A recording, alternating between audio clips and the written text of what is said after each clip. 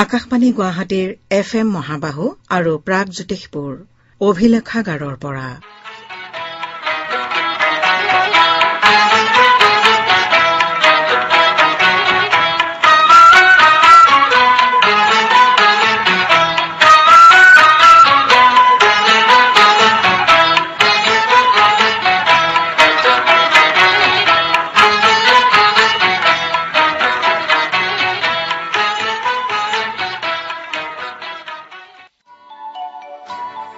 মানুহে মোক শিল্পী বুলি কয়। যদি মই শিল্পী হওঁ, বিধাতাৰ আশীৰ্বাদত মই শিল্পী হোৱা নাই, ৰাইজৰ আশীষতে মই শিল্পী হৈছো। সেয়েহে ৰাইজৰ লগত মোৰ জীৱনৰ সম্পৰ্ক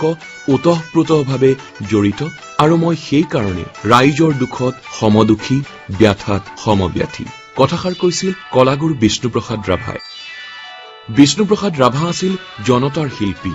মহাপুৰুষ শ্ৰীমন্ত শংকৰদেৱ গুৰুজনাৰ আদৰ্শৰে অনুপ্ৰাণিত বিষ্ণুপ্ৰসাদ ৰাভাই বিভিন্ন জাতি জনগোষ্ঠীৰ মাজত পাৰস্পৰিক সদ্ভাৱেৰে জাতীয় সংহতি সুদৃঢ় কৰিব বিচাৰিছিল। তেখেত আছিল অসমৰ প্ৰথমগৰাকী সাংস্কৃতিক বিপ্লৱী। একেধাৰে কবি, গায়ক, গীতিকাৰ, সুৰকাৰ, অভিনেতা, খেলুৱৈ বিষ্ণুপ্ৰসাদ ৰাভাৰ সপোন আছিল হালোৱা হজুৱা, কৃষক, শ্ৰমিক, বনুৱা, মজদুৰ শ্ৰেণীক লৈ এখন নতুন সমাজ গঢ়াৰ, য'ত নাথাকিব মানুহৰ মাজত ধনী দুখীয়া, উচ্চ নীচ আদি ভেদাভেদ, য'ত সকলোৱে জীয়াই থাকিব পাৰিব সম অধিকাৰেৰে। অভিলেখাগাৰৰ পৰা এই অনুষ্ঠানটিত আজি আমি কলাগুৰু বিষ্ণুপ্ৰসাদ ৰাভাদেৱৰ প্ৰতি শ্ৰদ্ধাঞ্জলি জ্ঞাপন কৰি আৰম্ভণিতে আজি আপোনালোকক শুনাবলৈ লৈছো বিষ্ণুপ্ৰসাদ ৰাভা আৰু প্ৰফুল্ল বালা বৰুৱাৰ দ্বৈত কণ্ঠৰ এটি গীত।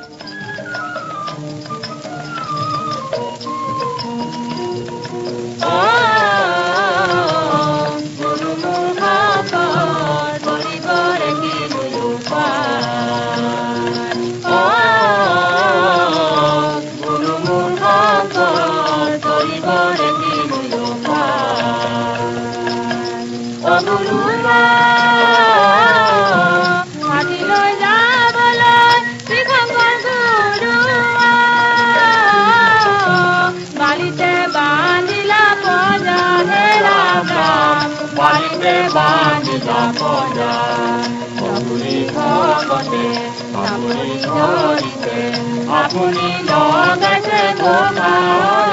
গুৰু কৰিবৰে কিনো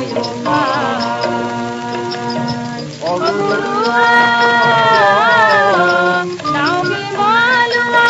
মাথাকি মালুৱা আৰু কি মলুৱা জয় ৰামা আৰু কি মলুৱা জয়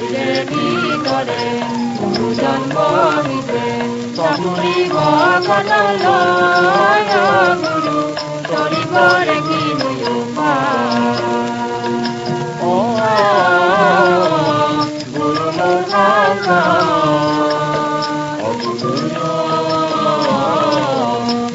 নামনিতে দিলে বৰা দিলা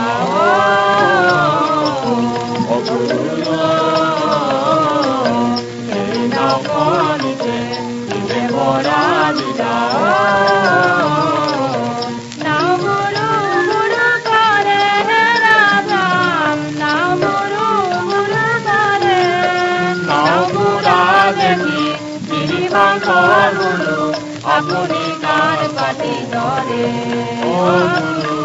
আপুনি কাৰ পাতি ধৰে মানসাগৰতে একেডাল বিৰিখ তাতে নানান বগিচায়ানে ৰাম ৰাম তাতে নানান বগিচায়া গজনী পুৱালে বহুদিনে গলে এৰিলে বিৰিখ মায়া গুৰু কৰিবৰে কিনো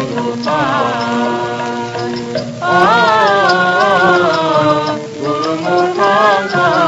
কৰিবৰে কিনো গুৰু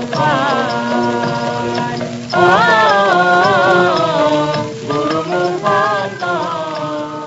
কলাগুৰু বিষ্ণুপ্ৰসাদ ৰাভাদেৱক অতি ঘনিষ্ঠভাৱে লগ পাইছিল ভূপেন হাজৰিকাদেৱে। লাহে লাহে কৈশোৰ গৈ পেলাই যৌৱন এটা আহিলো। তেতিয়া অগ্নিযুগৰ ফিৰিঙতি 1939ত মই লিখিছো। বোধহয় জ্যোতি ককাইদেউৰো ছাঁ পৰিছে, বিশ্বকৰ্মাৰ দৰে চাপ পৰিছে কিন্তু কথা বাৰ্তাবিলাক বেলেগ হয় কথা বাৰ্তাবিলাক ঠিক বেলেগ ধৰণে লিখিছে দুয়োৰে দুটা নিজস্ব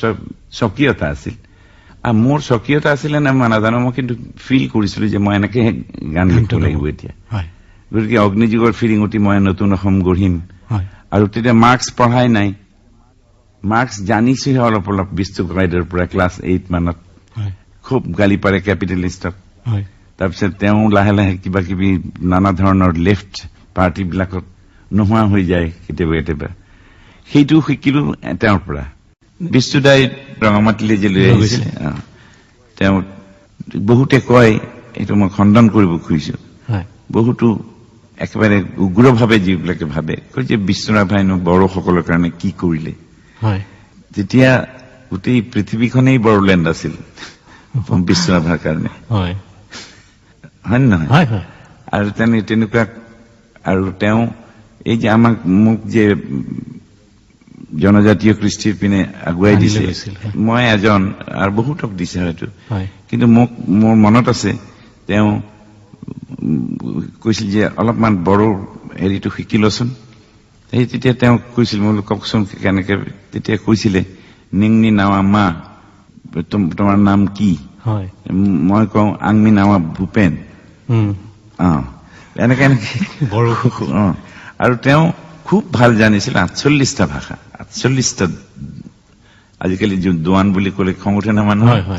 দোৱান বা ভাষা যিয়ে হওক বিভিন্ন জনজাতীয় হেৰি জানিছিলে আৰু তেতিয়া আন্তৰিকতাৰ কথা যেনে তিলাই তিলাই ঘূৰি ফুৰে উলাহেৰে খামটি ছোৱালী এইবিলাক সুৰ এইবিলাক তেওঁ খামটি সুৰ দিছে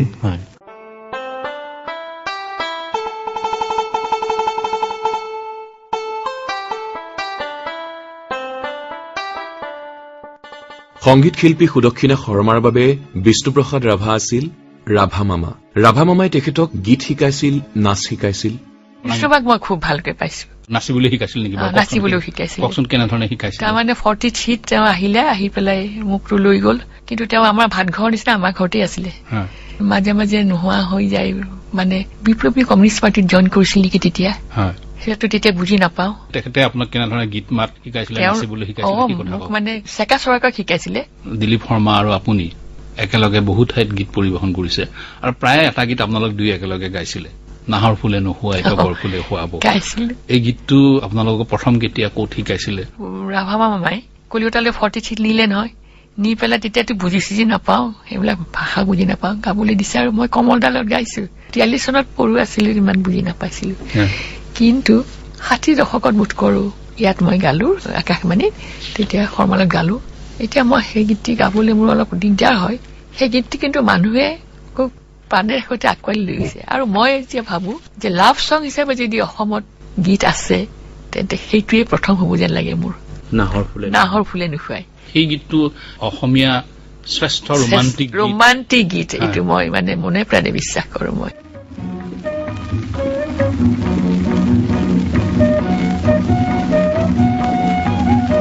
নাহৰ ফুলে নোখোৱাই তগৰ ফুলে খুৱাব তগৰ ফুলে নোখোৱাই কপৌ ফুলে খুৱাব নাহৰ ফুলে নোখোৱাই তগৰ ফুলে খুৱাব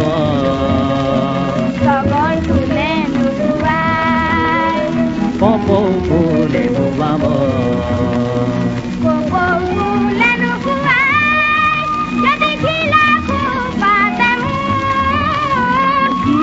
ফুলে পাৰিবি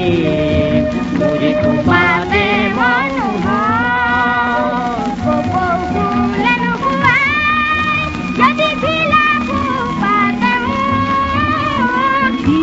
ফুলে পাৰিবি মুৰি খুৱাতে নাহৰ ফুলে নোখোৱাই তগৰ ফুলে খুৱাব তগৰ ফুলে কপৌ ফুলে খুৱাব নাহৰ ফুলে নোখোৱাই মহাসাগৰ জানিম আত্মানি কৰে ধন মেঘৰ বুকু মাৰি চিঙিম বিজুলী ফুল কোমল মহাসাগৰ কিছি জানিম আত্মানি কৰে ধন মেঘৰ বুকু মাৰি চিঙিম বিজুলী ফুল কোমল মানি ফুলে নুপুৱাই যদি হাত কৰি যামো হিয়া ফালি পিন্ধা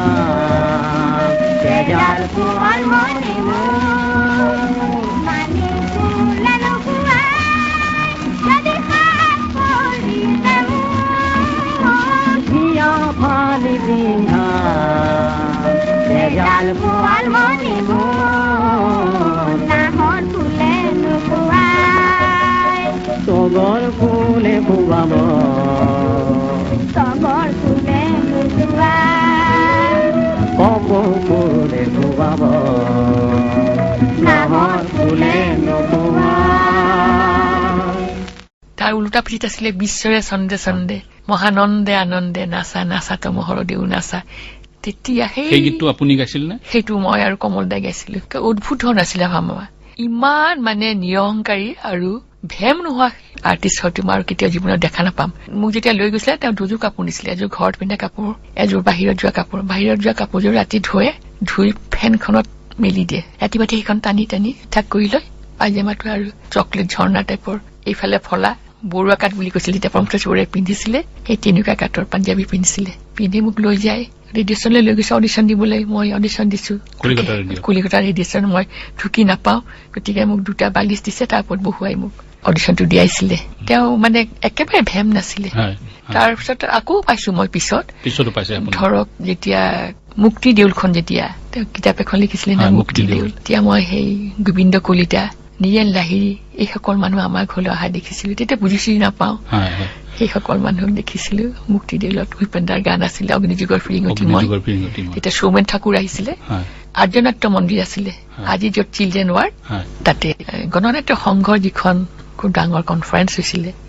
গুৱাহাটীত তাত বিষ্ণুপ্ৰসাদ ৰাভা তেখেত প্ৰেচিডেণ্ট আছিলে সেই কনফাৰেন্সলৈ বল্লা চাহানী ওমৰ শ্বেখ সুনীল চৌধুৰী হেমন্ত মুখাৰ্জী নৰহৰি বুঢ়া ভকত মঘাই অজা বলদেৱ অৰুণাৰ মণিপুৰৰ খুব ভাল নাচিছিলে তেখেতসকলে তেওঁলোক ফিলকিন লালু এখন মানে সৰ্বভাৰতীয় কনফাৰেন্সৰ নিচিনাই হৈছিলে তেখেতসকলে এনেকুৱাকৈ খাটিছিল দেখিলে আচৰিত ৰাতিয়ে দিন সমানকৈ খাটিছিলে পইচা পাতিৰ অভাৱ গতিকে ধান খেৰ পাৰি এটকা টকাৰ টিকেট কৰি তাত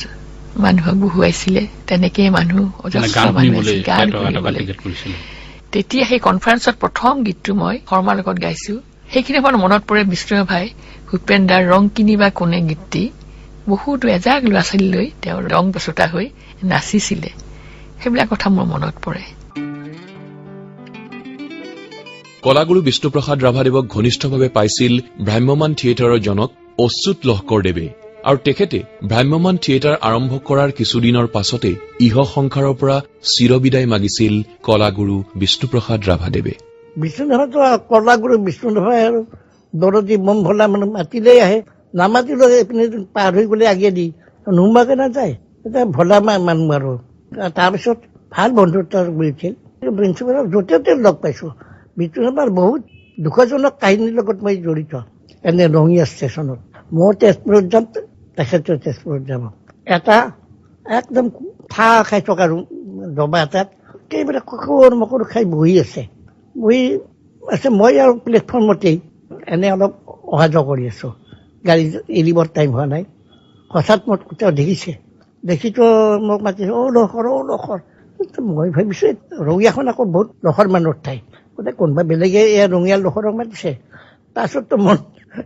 নাম ধৰি মাতিছে তেতিয়া মই ঘূৰি চাওঁ যে এইটো পুৰা বহি আছে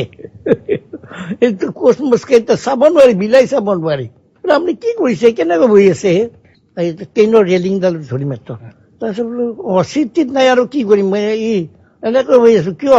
আপোনাৰ ড্ৰাইভাৰ খালী আছে নেকি বোলো আছেতো আহক উঠিম বুলি দপ দিলে দুটা আৰু ঘপকে ধৰি বহি পৰিলে বহি পৰিলে কি হ'ল আপুনি কোনোবা আপাৰ ক্লাছত যাব নহয়, বোলো আপাৰ ক্লাছত গ'লে কি হ'ল, মই নিম নহয় আপোনাক, আপুনি যেনিবা আজি নিলে, ইয়াৰ পিছত বিষ্ণুৰাভাক কোনে নিব, মই যোন ক্লাছৰ মানুহ সেই ক্লাছতে যাম যাওক। নগ'ল মানুহজন, কম মৰ্মান্তিক, ইয়াতকৈ মৰ্মান্তিক কিবা কাহিনী আছে অসমৰ বিষ্ণুৰাভাৰ গতি? ইয়াৰ মৰ্মান্তিক কাহিনী একো হ'ব নোৱাৰে, আপুনি পিছৰ কাহিনীটো কওকচোন। যেতিয়া ইয়াত কলাল কাকতত যে বিষ্ণুৰাভা অসুস্থ, মই তেতিয়া 500 টকা TMO কৰি পঠিয়াইছোঁ। TMOৰ তলত লিখিছোঁ start treatment myself is going with মোৰ মানি। মই বেছি টকা লৈ আপোনাৰ কাৰণে গৈ আছোঁ। মই ছেকেণ্ড শ্ব' এটা কৰাইছোঁ, তেওঁৰ নামত শিল্পীসকলৰ পৰা অলপ গোটাইছোঁ, ময়ো অলপ লৈছোঁ। মই এদিন বা দুদিন পিছত তেজপুৰ পাইছোঁ, তেওঁ বাহিৰত বহি আছে। আহক আহক, আপোনাৰ পইচা পালোঁ, পাছে বৰ ডাঙৰ এটা অপৰাধ কৰিলোঁ নহয়, সেইটোহে ক্ষমা কৰিব লগা হ'ল। মই কৰোঁ আৰু আপুনিনো আকৌ মোৰ ওচৰত ক্ষমা খুজিবলগীয়া কি, ইমান ডাঙৰ অপৰাধটো কৰিলেহে। আপুনি লিখিছিল নহয় ষ্টাৰ্ট ট্ৰিটমেণ্ট, জানে বহুতেই পেট ভৰে ভাতেই খাব পৰা নাছিলোঁ, পইচাৰ অভাৱ, পইচা পাই এসাঁজ পেট ভৰে ভাত খালোঁ। তেওঁ হাঁহি গৈছিল, এই হাঁহি নে এটা জাতিৰ বুকুত কুঠাৰৰ আঘাত।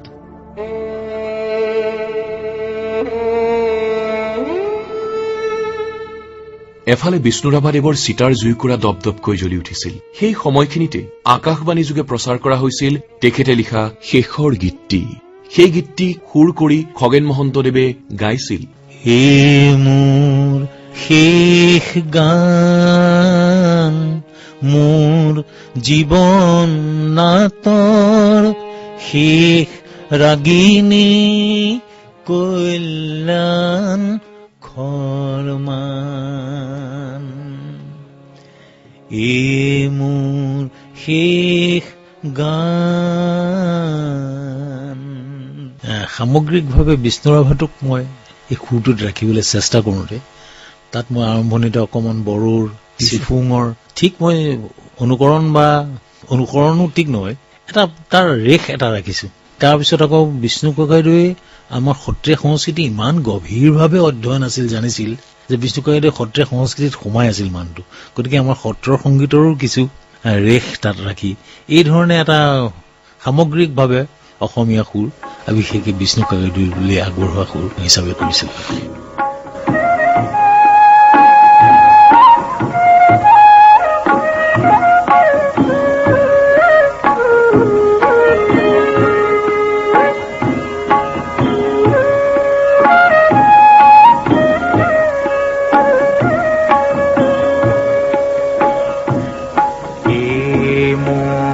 শেষ গান,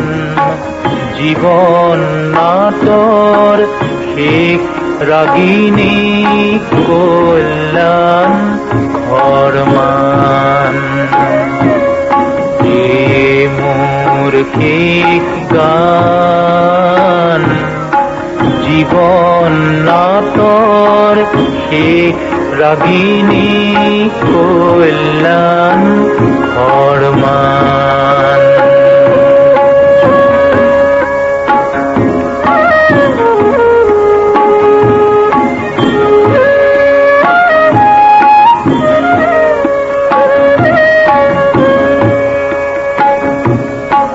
পাতনিতে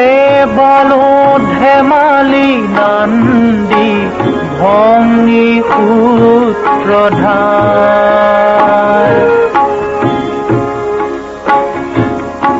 হাঁহি বিননিৰে ভাও দিলো নানা বোৱালো অশ্ৰুধাৰ, নৱ নৱৰসে বালো ভাওনাও আশাৰ নিৰাশাৰ, আজি হ'ব মোৰ জীৱন নাটৰ ভাওনাৰ অৱসান, মোৰ জীৱন নাটৰ শেষ ৰাগিনী কল্যাণ খৰমান, এ মোৰ শেষ গান, জীৱন নাটৰ শেষ ৰাগিনী কল্যাণ ঘৰমান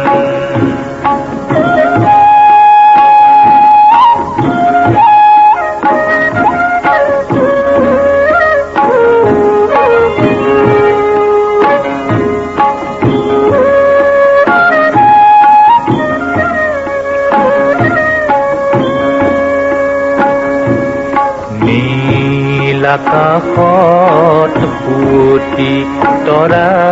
ধিমিকি ধিমিকি জ্বলে সিও যাবনুমি একে নিশাহতে বেলিৰ পোহৰ পালে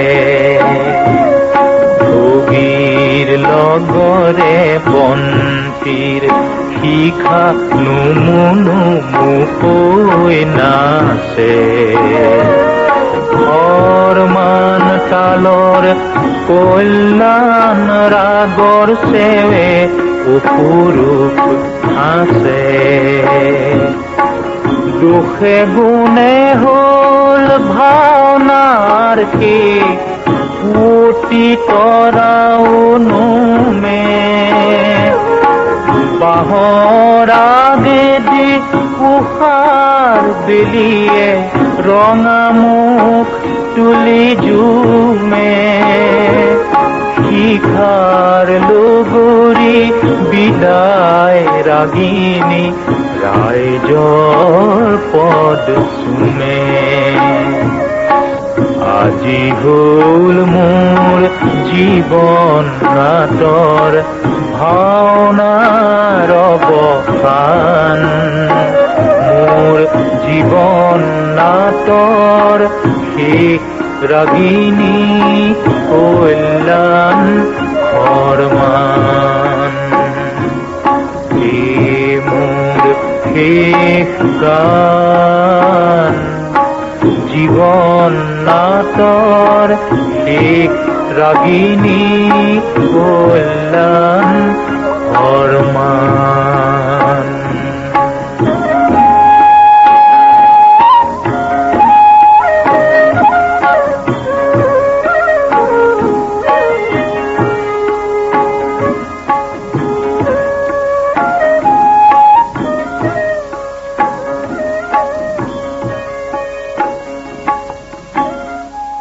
অভিলেখাগাৰৰ পৰা